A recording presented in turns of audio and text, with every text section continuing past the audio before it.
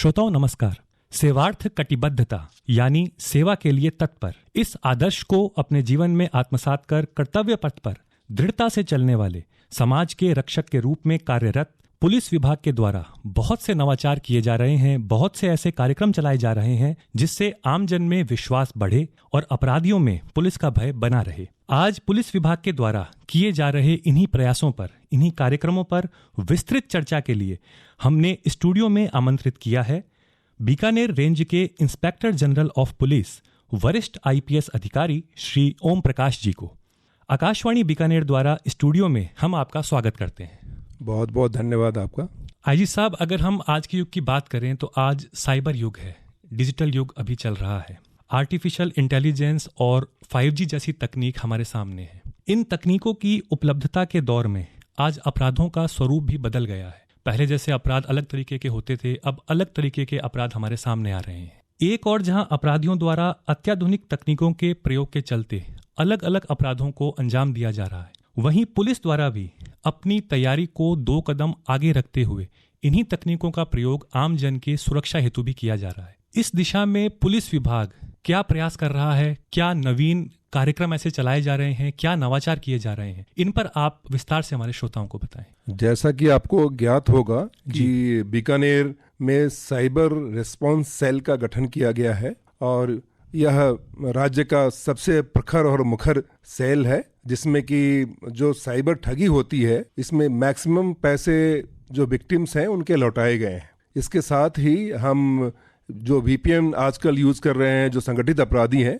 जो विदेशों में रह करके भी अपराध को अंजाम देते हैं या युवा पीढ़ी को भ्रमित करते हैं, उसके संबंध में भी हमने कार्रवाई की है और हम साइबर पेट्रोलिंग पे भी ध्यान दे रहे हैं। और पहली बार open source intelligence collection Bikaner में किया गया है, जिससे कि कोई भी घटना घटती है, या गैंगवार की घटना हो, या सांप्रदायिक सौहार्द बिगाड़ने की घटना हो, या जातीय संघर्ष की घटना हो, वो सूचना हमारे पास आ जाती है, उसको हम डेवलप करते हैं। उसके बाद घटना होने से पहले ही बहुत सारे उदाहरण हैं जिसमें कि कोई हत्या होनी थी या कोई बात का बतंगड़ होना था, हमने उसको पहले ही रोका है। तो नए जमाने की टेक्नोलॉजी यही कहती है कि प्रिवेंटिव मैकेनिज्म की जगह पे प्रोएक्टिव मैकेनिज्म पे जोर दिया जाए और हमारा इंटेलिजेंस का सोर्स मजबूत किया जाए, जिसमें हम आर्टिफिशियल इंटेलिजेंस का भी यूज कर रहे हैं। और अभी कुछ दिनों पूर्व हमने बीकानेर रेंज में AI सेल का गठन किया है, जो कि आर्टिफिशियल इंटेलिजेंस के दुरुपयोग से होने वाले अपराधों को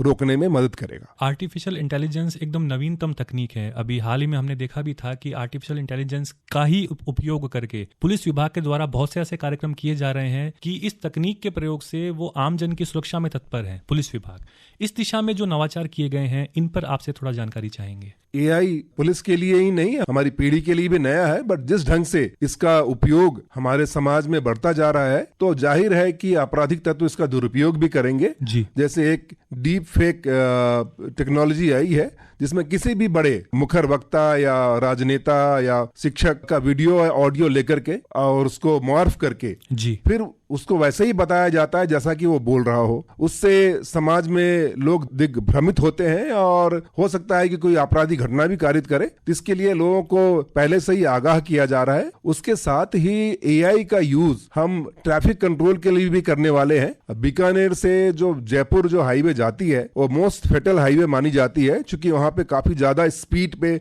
गाड़ियां चलती हैं जी। तो AI के उपयोग से हमने लोकल फॉर वोकल के हिसाब से जो यहाँ के निजी स्टार्टअप कंपनी है, उसके साथ सहयोग से हम ऐसा मैकेनिज्म विकसित करने जा रहे हैं, जिससे कि हमें ऑनलाइन ही पता चल जाएगा कि कौन ट्रैफिक नियमों की अवहेलना कर रहा है और ऑनलाइन उनके चालान जनरेट होंगे। इसके साथ ही रात्रि वेला में कभी कभी ऐसा होता है, जो हमारी महिलाएं, बच्चियां जो बाहर जाती हैं, उसके साथ कोई अनहोनी घटना हो जाती है।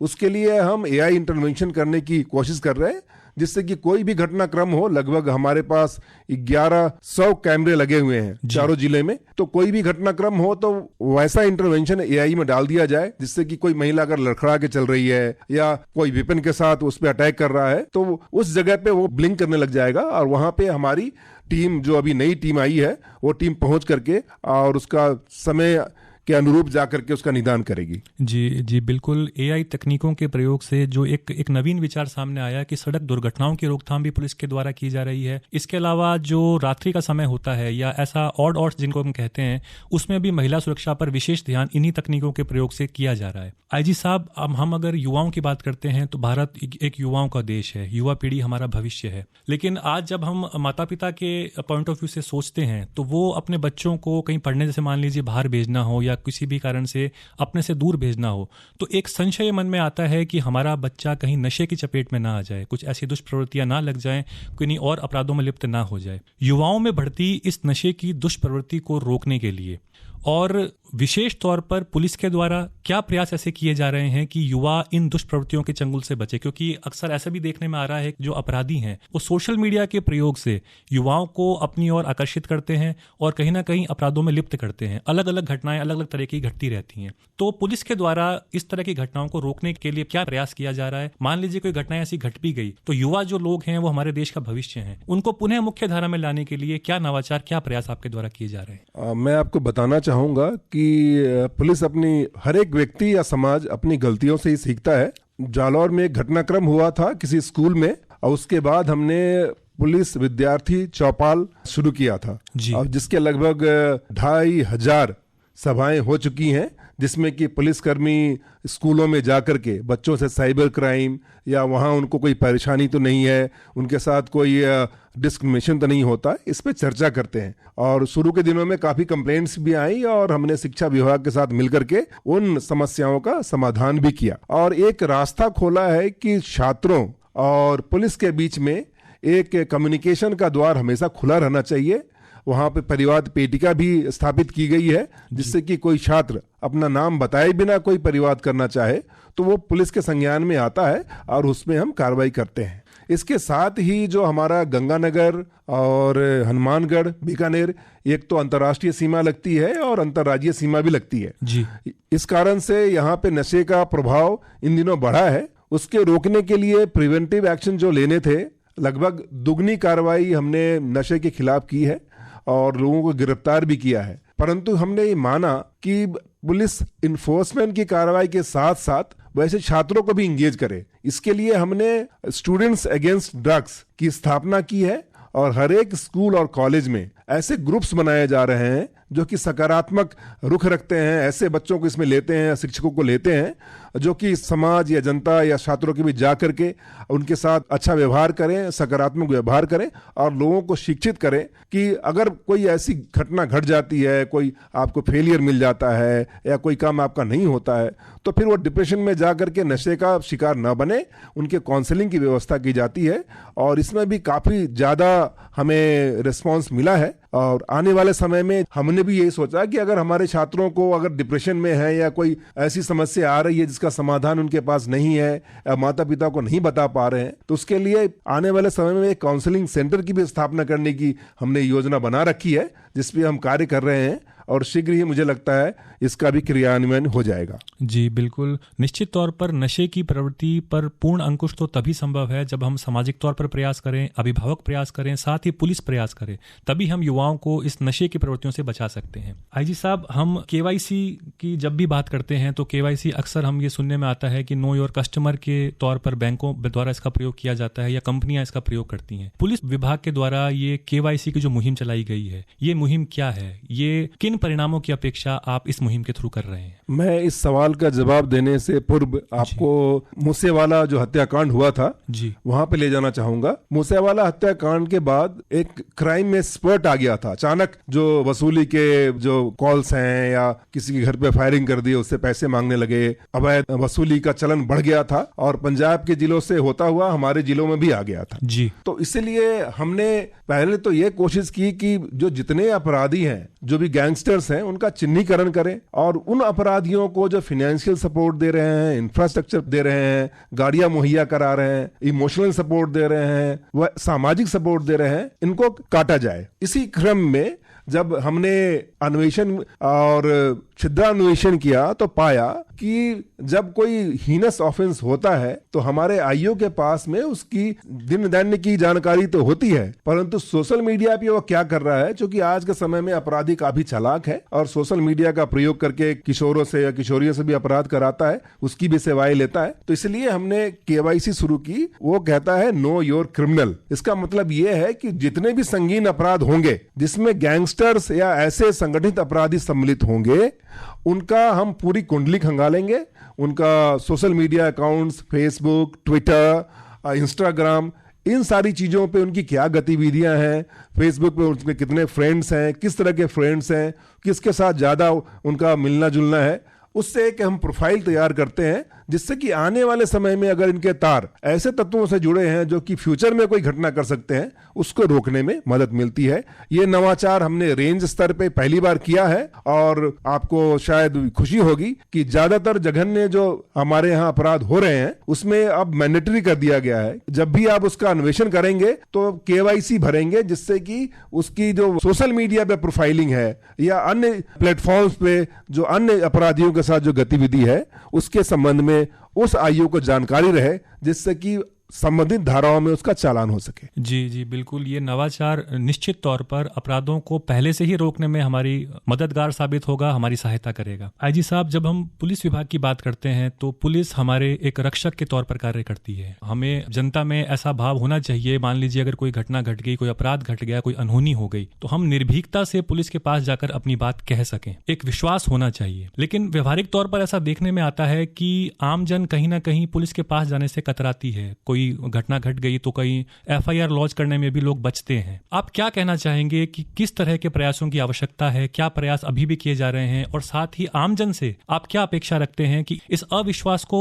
पूर्ण विश्वास में बदलने में किस तरह से हम प्रयास करें? पुलिस की सार्थकता उसी में है जबकि वो नागरिक उनके किए गए कार्यों को स्वीकार करे जी, और उसके साथ ही उनमें कॉन्फिडेंस बिल्डिंग हो। अनफॉर्चुनेटली जो पुलिस का स्वरूप है वो सेवक का होना चाहिए, जो कि कभी कभी शासक का हो जाता है। और किसी भी प्रजातांत्रिक व्यवस्था में और सुशासन की व्यवस्था में पुलिस तो एक ट्रेंड फोर्स होना चाहिए जो पीड़ित उनके पास आए तो उनकी सेवा करे। जब मैं यहाँ पे पहली बार आया तो यहाँ पे परिवादों का अंबार लगा रहता था और लोग जयपुर भी जाते थे। मैं माननीय डीजीपी साहब से मिला तो उन्होंने कहा कि सबसे ज्यादा परिवाद आपके बीकानेर संभाग से जयपुर में आते हैं, तो आप इसकी कोई व्यवस्था करें। हमने 6 महीने सारे परिवादों के संबंध में एक विवेचना की, उसमें अन्वेषण किया और ये पाया कि कहीं ना कहीं किसी न किसी रूप में जो नीचे के अधिकारी हैं या हमारे स्तर पे सही ढंग से हम उनको टैकल नहीं कर पा रहे हैं, या वो जो कहना चाहते हैं उस बात को हम समझ नहीं पा रहे हैं। इसी के संदर्भ में हमने पुलिस पब्लिक पंचायत की व्यवस्था की,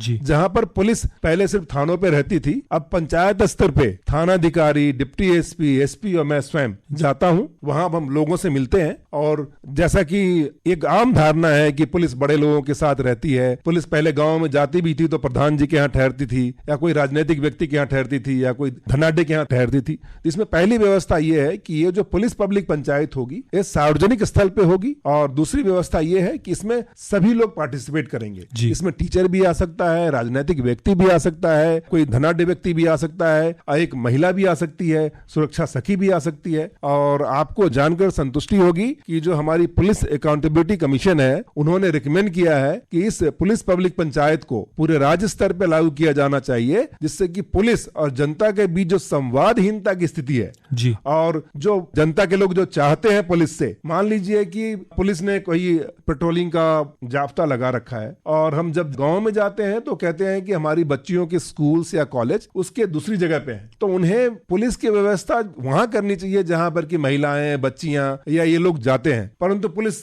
अपने हिसाब से अपनी व्यवस्था करती है। तो मैंने ये कहा कि जनता के अनुसार, जनता की बातों को सुन करके फिर अपना निर्णय लीजिए, जिससे कि जनता में भी मैसेज जाए कि उनकी आवश्यकता के अनुसार पुलिस उसके साथ हमेशा खड़ी है। और दूसरा कि हमने पहली बार सामाजिक अंकेक्षण की व्यवस्था करी कि पुलिस की भी ऑडिटिंग करते हैं। जैसे पुलिस पब्लिक पंचायत में जब हम पंचायत में बैठते हैं तो वहां पंचायत में बैठ करके लोग पुलिस को नंबर देते हैं। जैसे आप किसी दुकान पे जाते हैं जी, और आप कोई सामान खरीदते हैं तो दुकानदार आपको सामान देता है, फिर आपको एक पर्चा देता है आज के समय में कि बताइए मैंने जो सेवा की उसमें क्या कमी रह गई। तो पहली बार ऐसा है कि पुलिस अपने कार्य के विषय में उनसे पूछती है कि आप हमें अंक दीजिए, हमारी समीक्षा कीजिए, जिससे कि जो जो कमियां हैं उनमें हम सुधार कर पाए। और इससे भी महत्वपूर्ण बात यह है, इसमें मैं अपनी धर्मपत्नी जी का नाम लेना चाहूंगा, क्योंकि महिला संबंधी अपराधों में हमारे यहाँ हमेशा डिबेट होता है जी। और कोई भी महिला के साथ कहीं भी अत्याचार होता है तो वो काफी ज्यादा उसको फोकस पे रख करके और कहती हैं कि इस पे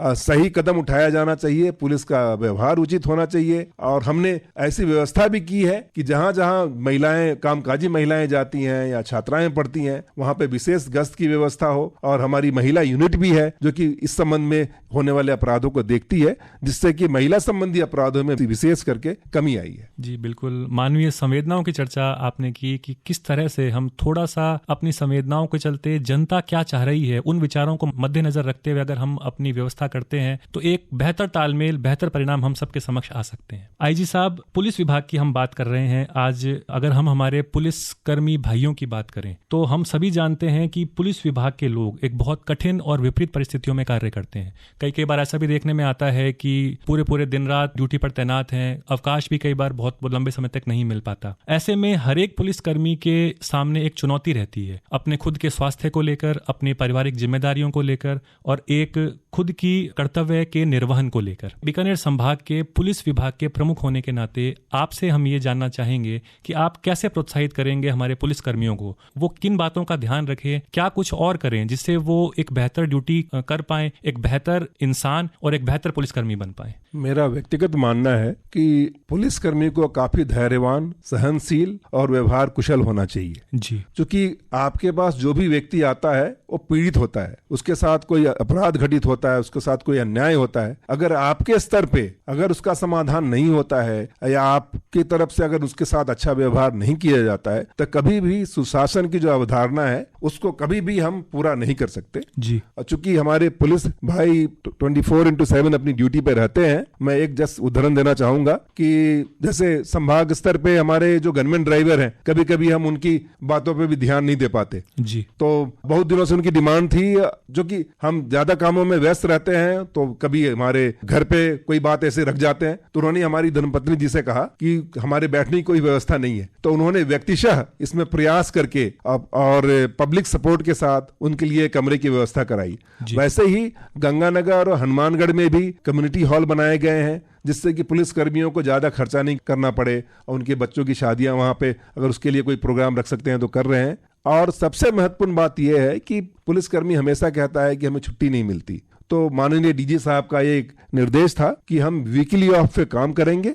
पहले हमने एक्सपेरिमेंट किया और अब बीकानेर संभाग के हर एक जिले में एक दिन का वीकली ऑफ दिया जा रहा है जी। और लोगों की ये धारणा भी थी कि इससे अपराध बढ़ जाएंगे, अपराध में कोई बढ़ोतरी नहीं हुई है और ज्यादा स्फूर्ति के साथ वीकली ऑफ देने के बाद ये सभी कार्य कर रहे हैं। तो मुझे लगता है कि जो पुलिस का परिवार है, हम सभी मिल बैठ करके जो हो सकता है वो कोशिश करते हैं और पब्लिक को ये लगता है कि शायद ये ज्यादा सुविधाओं में रहते हैं, कम सुविधाओं में भी हम ज्यादा देने की कोशिश करते हैं और हमारा यही उद्देश्य रहता है कि किसी भी पीड़िता या पीड़ित के साथ हम न्याय कर सकें जिससे कि सुशासन में उनका विश्वास और कायम हो। धैर्यवान बने रहने, सहनशील बनने और विपरीत परिस्थितियों में भी न्याय को सर्वोच्च स्थान देने का आपका जो हमारे पुलिसकर्मियों के लिए संदेश है, ये एक बेहतर पुलिसकर्मी बनाने में निश्चित तौर पर सहयोग करेगा। आईजी साहब, आज हम बीकानेर संभाग और बीकानेर संभाग की सुरक्षा और पुलिस विभाग द्वारा किए जा रहे नवाचार, इन विषयों पर एक लंबी बातचीत कर रहे हैं। क्या संदेश आप इसी संदर्भ में आज हमारे श्रोताओं को देना चाहेंगे कि वो कैसे पुलिस के तालमेल में, समन्वय में कार्य कर सकें जिससे हमारा ये जो क्षेत्र है ये सुरक्षित बना रहे? मेरा संदेश हमेशा से यही रहा है कि पुलिस हमेशा से आपके साथ थी, है और रहेगी। आप हम पे विश्वास रखें। पुलिस में जो महकमे में जो सॉफ्ट स्किल्स की बातें हैं, जो उनकी व्यवहार कुशलता बढ़ाने की बातें हैं, उनको धैर्यशील बनाने की बातें हैं, उनके प्रोफेशनलिज्म को ठीक करने की बातें हैं, इसमें विशेष तौर पे ध्यान दिया जा रहा है। हम टेक्नोलॉजी के हिसाब से भी काफी टेक्नोलॉजी को अपना रहे हैं जिससे कि आने वाले क्राइम का हम सही ढंग से जवाब दे पाए। परंतु मेरा मानना है कि 21वीं सदी है वो युवाओं की सदी है और युवाओं की जो एनर्जी है, ऊर्जा है, उसको सही दिशा में यूज करने की आवश्यकता है। इसलिए अगर कोई भी युवा अगर अपराध की तरफ अग्रसर होता है तो आपकी एक सामाजिक जिम्मेदारी बनती है कि आप पुलिस को सूचना दे। पुलिस ने इसके लिए भी एक अभियान शुरू कर रखा है और मैं आपको बताना चाहूंगा कि बीकानेर रेंज में चूंकि संगठित अपराध शुरू में ज्यादा हो रहे थे तो हमने भी इसका भी स्टडी किया। अब कोई भी काम हम बिना स्टडी के नहीं करते। हमने 6 सालों का एक पैटर्न देखा, उसमें देखा कि जो हमारे जो बच्चे जो गाहे बगाहे अपराध में लिप्त हो जाते हैं, उन बच्चों को ये जो संगठित अपराधी हैं उनको फिर मिसयूज करते हैं। तो वैसे बच्चों को भी चिन्हित किया है और हमने एक योजना शुरू की है नया सवेरा, जिसमें साइकोलॉजिस्ट भी होंगे, सोशियोलॉजिस्ट भी होंगे, पुलिसकर्मी भी होंगे और हम उस बच्चे को चिन्हित करके उसके घर में एक सामान्य माहौल देने की कोशिश कर रहे हैं। इसके साथ ही जो सरकारी योजनाएं हैं उसका उपयोग कर सके और मुख्य धारा में आ सके, ऐसा प्रयास कर रहे हैं। तो मेरी पूरे बीकानेर संभाग के लोगों से विनम्र निवेदन है कि आप डरे नहीं, झिझके नहीं, क्योंकि पुलिसकर्मी आपके सेवक हैं और हमेशा ही आपके सेवा के लिए तत्पर है। आप बेझिझक अपनी समस्याएं को लेकर के थानों पे जाएं। माननीय मुख्यमंत्री महोदय ने जो निर्बाध अपराध पंजीयन, फ्री रजिस्ट्रेशन ऑफ FIR की व्यवस्था की है, आपके यहाँ स्वागत कक्ष की व्यवस्था की गई है, ये इसी अवधारणा के साथ की गई है कि आप निर्भीक होकर के, बेझिझक होकर के, एक साथी, एक संगी साथी के नाते आप जाएं कि पुलिस हमारी मित्र है और हमारे जो भी क्राइसिस के समय में हमें हमेशा सहयोग देती रही है और सहयोग देगी, और इसके लिए हमेशा हम तैयार हैं। और हमारी जो नीचे के जो अधिकारी हैं उनको भी संवेदनशील बना रहे हैं, जिससे कि पुलिस जनता की आशाओं पर खरी उतर सके। संवेदनशीलता का, अपने कर्तव्यों के प्रति तत्पर रहने का, और साथ ही आमजन से भी थोड़ी सी अपेक्षा कि पुलिस की सहयोगी बने, कोई भी बात कहने में झिझके नहीं, निर्भीकता से अपनी बात कहें। ये संदेश आज हमारे श्रोताओं के लिए आपकी तरफ से। आज हम चर्चा कर रहे थे बीकानेर संभाग में पुलिस विभाग के द्वारा किए जा रहे नवाचारों और विशेष प्रयासों पर। स्टूडियो में आज हमारे साथ हैं बीकानेर रेंज के inspector general of police Shri Om Prakash ji. आज आपने इतनी विस्तृत बातचीत हमारे साथ की, हमारे श्रोताओं को पुलिस विभाग के द्वारा किए जा रहे प्रयासों पर इतनी विस्तृत जानकारी दी, इसके लिए आपका बहुत बहुत धन्यवाद। बहुत बहुत धन्यवाद। जय हिंद।